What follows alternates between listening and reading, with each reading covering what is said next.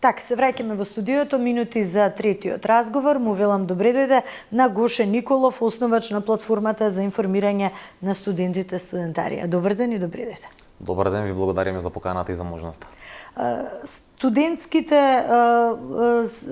Студентската активност, студентскиот живот е секогаш интересен момент за разгледување, има многу што да се говори, бидејќи тие се нашата моторика, младината која што треба да ги наследи сите процеси и да ја гради иднината на нашата држава. Генерално на самиот почеток за активностите на Студентарија, а потоа и сите оние, да речам, во делот на условите за студии, во делот на студентските домови, да ги поразговараме сите теми кои што директно ги интересираат студентите. Така, еве за почеток да кажам збор два за Студентарија, за оние гледачи кои што можеби не се запознани со тоа кои сме и што сме. Студентарија е највлијателната студентска платформа, највлијателниот студентски медиум во Македонија, кој што секојдневно ги информира, ги ангажира и ги забавува студентите и младите луѓе.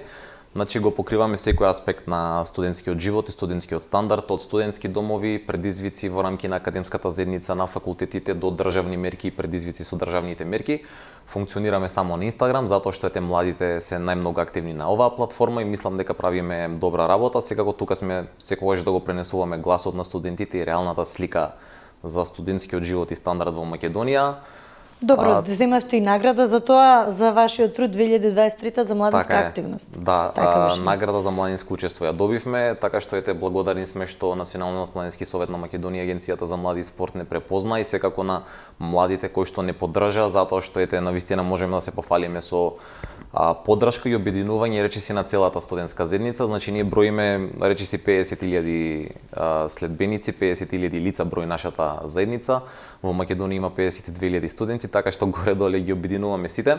И сега во делот на студентскиот стандард и студентскиот живот, тоа што најмногу можеби ги интересира студентите, затоа што секако унапредувањето на нивниот стандард и живот се клучните прашања за кои што имаме декларативна заложба и политичка заложба, меѓутоа во пракса како се тоа изгледа? Така, јас бих опишал студентскиот стандард и студентскиот живот би ги опишал како полни со потенцијал и ентузијазам, но заробени од системски слабости и хронична негрижа. Значи, од една страна имаме млади кои што се креативни, кои што се мотивирани, кои што сакаат да напредуваат и ова ние во Студентарија го гледаме секојдневно преку нивните иницијативи, преку нивните идеи, преку нивните прашања и пријавување на проблемите, но од друга страна имаме систем во кој што функционираат, систем кој што е застарен и кој што често се остава впечаток дека е глув на нивните потреби. Сега делот со студентскиот стандард, јас би рекол дека имаме низа на материјални, институционални и исто така би рекол психолошки предизвици за македонските студенти. Еве ќе започнеме од финансиските мерки. Студентите во оваа држава добиваат низа финансиски поддршки. Една од нив е најпозната, можеби во моментов најактуелна е мерката субвенциониран студентски оброк. Тука се секако и стипендиите и овие мерки можеби секако постојат, но впечатокот е дека понекогаш се недоволни, а често се лошо имплементирани. Што значи тоа? Еве на пример да тргнеме со субвенционираниот студентски оброк, она што неодамна беше актуелно, зашто информираше и вашиот медиум. Наеднаш, после години функционирање на оваа мерка, студентите кои што земаат наследена семејна пензија, а ја наследиле од родител кој што починал, наеднаш им беше прекинато правото на субвенциониран студентски оброк. Зошто? Поради несоодветна и недоволно добра комуникација и координација помеѓу две институции, Министерството за образование и наука од една страна и Управата за јавни приходи од друга страна. Така што ова е мерка која што студентите добиваат 140 денари дневно кои што им се наменети за купување на оброци, тука секако се и стипендиите. Она што е добро е што да речеме пред 4 години државата го зголеми износот, ја зголеми висината на стипендиите, така што ако до пред 4 години месечната стипендија изнесувала 3000 денари, сега изнесува 6000 денари, но потоа и тука сметам дека ова секако е за поздрав, но ова не значи дека средствата се доволни и особено нашиот впечаток и нашиот став е дека недоволно студенти земаат стипендија во нашата држава. На годишно ниво државата доделува 3000 нови стипендии, додека во една година на студија, да речеме од втора година почнуваат да ги земаат стипендиите, во просек во Македонија има 12.000 студенти. Тоа значи дека ниту 1/4 од студентите не добиваат стипендии. Тие се во различни категории стипендии? Да, има најчесто се стипендии за просек, за успех и затоа се доделуваат од втора година за нели државата системот да видат дали студентите ќе се покажат во првата година колкав просек имат и тоа е во ред, но исто така имаме и социјална категорија на стипендии, тоа е првата категорија за оние студенти кои што доаѓаат од семејства со поограничени материјални и финансиски можности, така што нашето мислење е дека барем стипендиите од оваа прва категорија треба можеби да се доделуваат од првата година на студии затоа што да има, така и да има поголем опфат. Исто така би кажале дека воопшто не се доволни стипендиите за втори и трет циклус, дури до пред една година државата воопшто не ни доделуваше стипендии за студентите на мастер студии, на докторски студии. Од пред една година повторно ги воведи и почна да ги доделува, но тие се навистина многу малку на број. Сега она што исто така е за поздрав и мораме да признаеме дека за оние струки кои што државата ги смета за дефицитарни, имаме зголемен износ на стипендиите, така што ете за студентите на хемија, физика, математика, земјоделски науки, ветеринарство, шумарски науки земат по 18.000 денари месечно, така што ова е пракса која што ние би апелирале да продолжи да се прошири на други области нели на студии на студентите. Сега можеме да кажеме збор 2 за студентските домови, да, доколку студентските сакате. домови никако така да не ги забравиме, бидејќи беше најавено дека ќе се реконструираат веќе 2 студентски домови и дека има 18 милиони евра ќе бидат вложени за 2 студентски дома во Скопје, Кузман Јосифовски Пито и Стив Наумов. Меѓутоа се најавуваат и повеќе од 18 милиони евра за реконструкција и на другите нели студентски домови, да не бидат само овие 2, туку и за останатите. Каква е состојбата во студентските домови денес? Така, проектот што го спомнувате предвидува реконструкција на сите 9 студентски домови кои што се под капат на државата, не само во Скопје, туку и во другите градови. Но таа реконструкција беше долго најавувана и незината реализација доцнеше неколку години повторно, така што во моментов во Скопје се реконструираат 2 од 5 постоечки студентски домови, поради што тие 2 сега се затворени, тоа се студентскиот дом Стив Наумов во Автокоманда и Кузман Јосифовски Пито во центар. И нивното затворање наеднаш во исто време создаде нов проблем, затоа што дополнителен притисок во останатите. Така е, за останатите студентски домови. Сега знаете како не е дека нема место за сите, да има место за сите, но прашањето е во какви услови има место за овие студенти. Така што сметам дека единствен студентски дом кој што неодамна е реновиран во нашата држава е студентскиот дом Гоце Делчев во Карпош, чија што реконструкција целосно сите 4 блока заврши во 2020 година.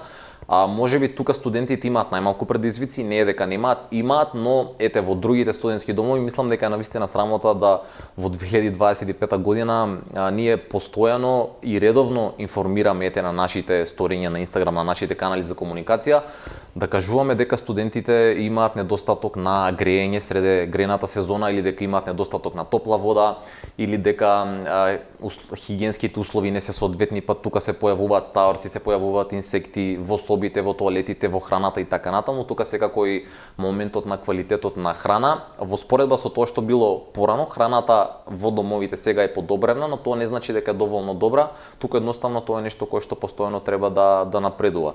Така што најавено е дека студентскиот дом Кузман ќе ги отвори вратите од предстојната академска година веќе од октомври. Останува ние да следиме дали тоа навистина ќе се случи, затоа што доколку не се случи, повторно ќе се сочиме со притисок студентите од внатрешноста кои што доаѓаат да студираат во главниот град и каде што особено во последните неколку години цените на приватните станови се зголемија драстично. Еден студентски месечен буџет и семеен буџет не може толку лесно нели да го поднесе тоа, така што се надеваме дека државата ќе успее да заврши со реконструкцијата барем на еден студентски дом за да ги отвори вратите и студентите да се сместат во колку толку посоодветни услови и секако станува да видиме какви ќе бидат условите кога ќе се реконструира.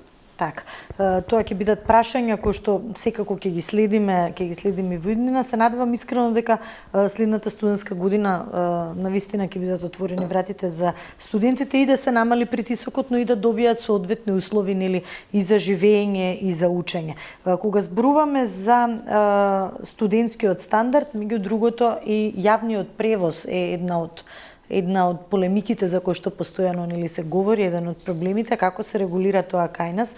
Ќе позборуваме потоа и за некои споредбени искуства со ваши колеги во другите земји, меѓутоа еве кај нас како го решавате овој проблем. Бидејќи тоа е и голем проблем и на сите граѓани. Тоа сака да кажеме, јавниот превоз во Скопје е проблем за сите граѓани, не само за студентите. Тука секако проблем за студентите, затоа што често сме сведоци како нема редовни возни линии, доцнат автобусите, полни се автобусите, студенти доцнат на предавања, доцнат на полагање, се случуваше во периодите кога се штрајкуваше, кога имаше протести, да бидат одложувани и одредени испити и колоквиуми поради тоа, така што функционирањето на јавниот превоз е текако важно за сите граѓани прво, потоа секако и за студентите како млади.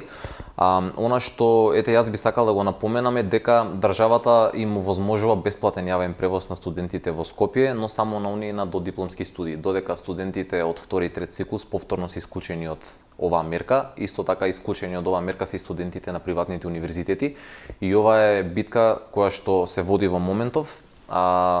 Правото да им биде одобрено и на овие студенти. Исто така, она што јас би сакал да го кажам е дека постои момент на предизвике што некако впечатокот е дека државата се грижи само за студентите во главниот град. Баш пред некој ден гледав вашата емисија каде што еден од универзитетски професор зборуваше за проблемот на централизацијата, така што впечатокот е дека државата им се посветува само на студентите во Скопје, додека останатите универзитетски градови, како што се Штип, како што е Тетово, како што е Битола на пример, и каде што функционира јавен превоз, истиот не е бесплатен за студентите. Така што ова исто така е нешто за кое што ние планираме да почнеме иницијатива. Има исто така иницијативи од други студентски организации и собранија, затоа што сметаме дека тоа е единствено правилно за да не се дискриминира никој. И ако државата воведува некаква мерка за одредени студенти, не треба да прави селекција, тоа треба да важи за сите студенти. Она што во делот на автобускиот превоз, минатата година студентите, предминатата се извинувам, добива ваучери за меѓуградски превоз, односно поради финансиските потешкоти со кои што се соочуваат студентите и нивните семејства, државата месечно доделуваше по 1200 денари, се викаше тоа ваучери за меѓуградски превоз, за студентот ако јас доаѓам од Кочани и сум на студии во Скопје, да можам да речеме 2 пати во месец да отидам да си купам 2 повратни карти до Скопје и назад. Ова е мерка која што минатата година се укина, се спроведуваше само една година, потоа се укина, така што сега повторно имаме иницијативи за воведување на субвенциониран студентски превоз по примерот на некои други земји од регионот и од Европската унија. И ова е нешто кое што и ние ќе притискаме и ќе се ангажираме да биде воведено, затоа што сметаме дека е потреба, особено затоа што ако земеме предвид дека железничката инфраструктура не е соодветна, студентите имаат некакви поволности за бесплатен железнички превоз. Нели секако немаме пруга и немаме воз до сите градови од Скопје или до другите универзитетски градови, но и таму каде што има, постојано добиваме ние како платформа поплаки од студенти дека заглавиле возот се расипал некаде на среде пат на некое поле, среде некоја пустелија во едно време или на сабајле или на вечер. Тоа се случува и преку зиме и на лето. Така што сметаме дека железничката инфраструктура е уште една област во која што навистина треба да се инвестира и да се развие, затоа што младите сакаат и би ја користеле, но државата не понудила соодветни услови за тоа. Така.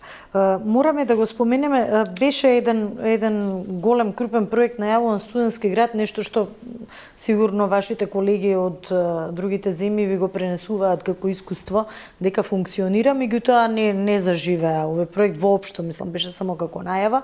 Генерално она што сакам да те прашаме, одливот на наши млади кадри.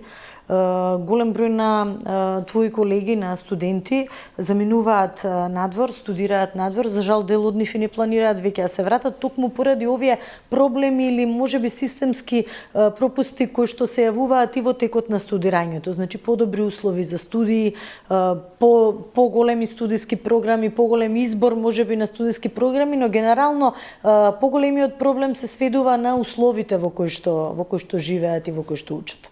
Така е. Видете, студентскиот живот е убав. Значи, не е дека ништо не функционира и не е дека се е лошо. Студентскиот живот е убав и студентските години се едни на убавите години во животот на луѓето, но проследен е со предизвици. Така е кај нас, така е во земјите од регионот, не е само нели во Македонија. Сите земји од регионот на Западен Балкан горе-долу се соочуваат со истите предизвици. Примерите кои што ние би требало да го следиме се веројатно примерите на Европската унија. Ете, некогаш ќе слушнеме дека не треба да се споредуваме, не знам, пример со Словенија, често се прават споредби, бидејќи тоа е земја која што е наши студенти одлучуваат најмногу студираат таму, да. Но факт е дека ние треба да се споредуваме токму со Словенија, затоа што Словенија е земја која што произлегла од истиот систем во кој што некогаш сме функционирали и ние, а сега е светлосни години понапред од нас. Да. Така што не е лошо да се студира надвор од Македонија, значи да не се сватиме погрешно, доколку некој сака да стекне образование надвор, тие можности треба да ги има и тие можности треба да се промовираат. Моментот е да кога некој ќе отиде да студира надвор, да дадеме се што можеме и да му понудиме услови и перспективи за да се врати тука да го искористи она што го научил надвор. Да донесе искуство и позитивни примери од други земји. Акумулирани знаења да ги примени тука, во крајна линија. Еве, например, една таква идеја се стипендиите кои што државата ги доделува за студентите кои што ќе се запишат на, мислам дека 100 најдобри универзитети во светот според Шангајската листа. И проблемот со ова, бројни истражувања од изминативе неколку години покажале дека кога тие студенти ги праќаме да студираат во странство, државата им плаќа 40.000 американски долари годишно, значи годишно за една година да студираат во странство и потоа ги обврзува со договор откако ќе завршат да се вратат и да работат во нашата држава. Истражувањата покажува дека повеќе од 90% од ваквите студенти не се вратиле и денеска не се наоѓаат во Македонија. И освен тоа што не се вратиле, државата не направила ништо за да ги вклучи во нашиот систем и не направило ништо затоа што таму во договорот стои дека доколку не се вратат студентите, ќе се активира меница со која што тие ќе треба да ги вратат парите кои што државата им ги дала за да студираат надвор. Како контролен механизам можеби да можат, ама дали е воспоставен тој, дали е искористен? Ниту еднаш таквата меница не е активирана. 40.000 американски долари годишно за еден студент не се малку.